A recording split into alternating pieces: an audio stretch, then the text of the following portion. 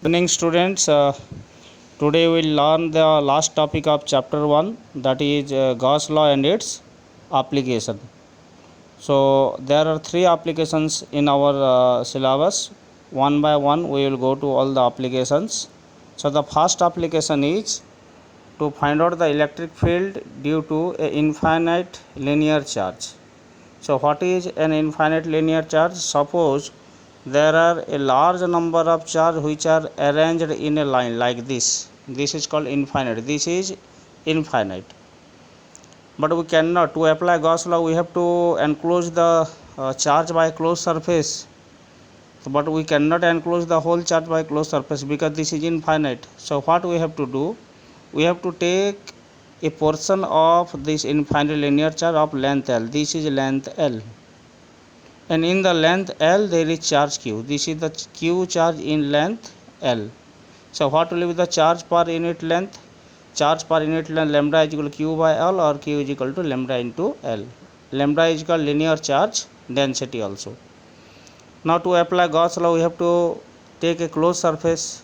So you can take any closed surface, but for a linear charge definitely cylinder will be most significant closed surface. Why? Because here this distance are constant, so the electric field on the surface will be constant and it will be easier to find out the electric field. So here we will take a closed cylinder as the closed surface. Now we have to apply Gauss law over this closed surface. So you know that Gauss law is phi is equal to Ea cos theta is equal to Q by epsilon naught. Now what about this A? Area. There are three areas. This is one curve area and these are two plane area. So a cylinder has one curved surface and two plane surfaces. So this phi is equal to Ea cos theta can be divided as Ea curve. Curve means this curved surface and twice Ea plane. Why twice? Because there are two planes. So this is one and this is one. So that is equal to Q by epsilon naught. Now can you tell what will be the angle between the electric field and the area vector in the curve path or curve surface? This is the electric field, this is the area vector. So theta will be 0 degree, that's why here there is 0 degree. And what will be the angle between the electric field and the area vector on the plane surface? This is the electric field and this is the area vector, perpendicular. The direction of area vector is perpendicular to it. So here theta is equal to 90 degree, that's why here it is 90 degree.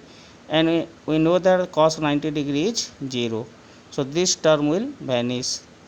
So what is the final? E into what is the formula for curved surface of a cylinder? 2 pi RH. Here H is this L. So 2 pi RL is equal to this Q is lambda L. Lambda L by epsilon naught. L and L will cancel out. So finally this 2 pi R we take to the bottom. So finally we will get E is equal to lambda by 2 pi epsilon naught R. This is the electric field due to linear charge distribution. This comes as a derivation in the board exam. And here one thing you have to remember, electric field is inversely proportional to R.